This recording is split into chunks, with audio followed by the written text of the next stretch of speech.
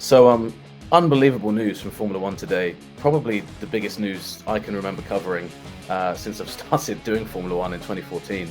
Lewis Hamilton set to sign with Ferrari for 2025, which is, of course, the start of the next season. Lawrence, I feel like this news has followed Lewis around his whole career, and we've never quite believed it could be true because it's always felt like he's been committed to Mercedes. Even last year, he laughed this off, and then suddenly, out of nowhere, this week, this has happened. I mean, what was your reaction when we first saw this morning? I was struggling to believe it because he had a 2-year contract in place. At least that's how it was billed by Mercedes.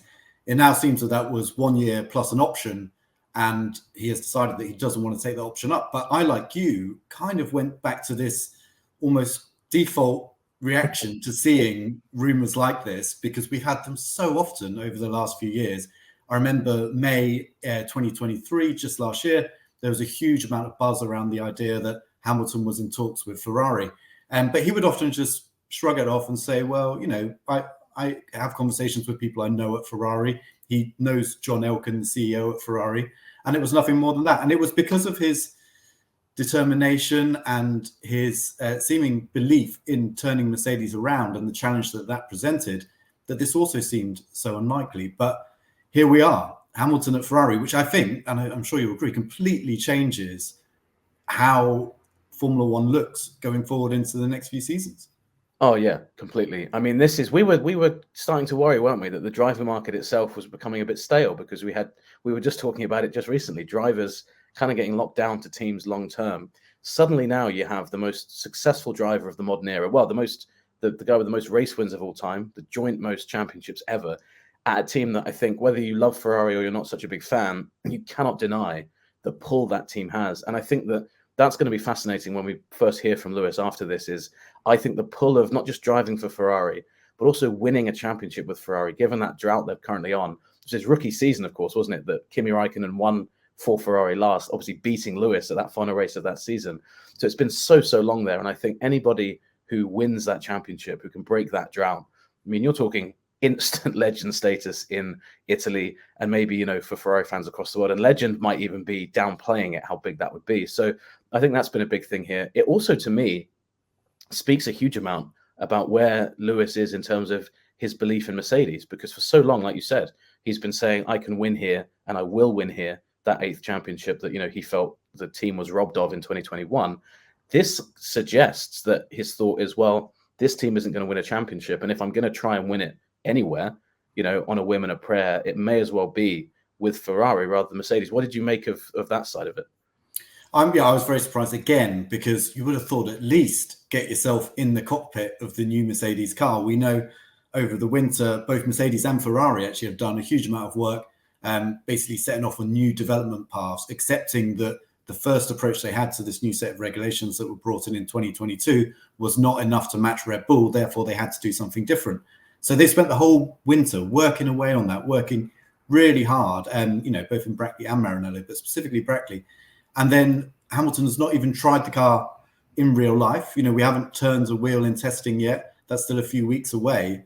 And he's decided, for whatever reason, and I think speculating about that right now is actually really difficult, because until we hear what Lewis says and what it was, the catalyst that made him finally make this decision to move, it's really hard to know that. But yeah, to make that decision without even getting in the car is tough. I mean, it's also fair to say that Ferrari probably had a slightly better end to last year than Mercedes did. They were chasing Mercedes down in the Constructors' Championship. They didn't quite beat them. And then the other key person in all this, I think, is Fred Vasseur, who took over as Ferrari team principal at the start of last year.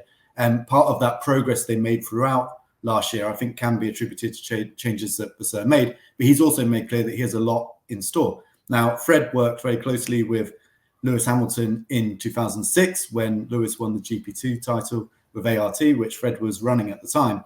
So they've had a relationship which Fred actually said quite recently goes back about 20 years. And they talk, regularly. He said sometimes it's every month, sometimes it's every week, but they've always had that conversation open. So I wonder what Fred's been able to say to Lewis to convince him that, from 2025 onwards, of course, into another set of regulation changes in 2026, Ferrari is the place to be. Another exciting part of this, I mean, every part of it is exciting, but I was just thinking now, Hamilton and Leclerc as teammates. I've always thought Hamilton and Russell's a super, super strong pairing. But I mean, that's an immediate candidate for the strongest on the grid. You know, I know there's a lot of those at the moment, but that is an incredible mix of, you've got the experience, the name, the achievements of Hamilton, and you have the promise and the potential and everything in Leclerc as well. Unbelievable lineup, and feels like a very, very Ferrari lineup, doesn't it? Just having that kind of mix together. Yeah, I think Leclerc is undoubtedly one of the fastest drivers on the grid over a single lap. He works miracles in that Ferrari to get it to where it's been on pole position so often.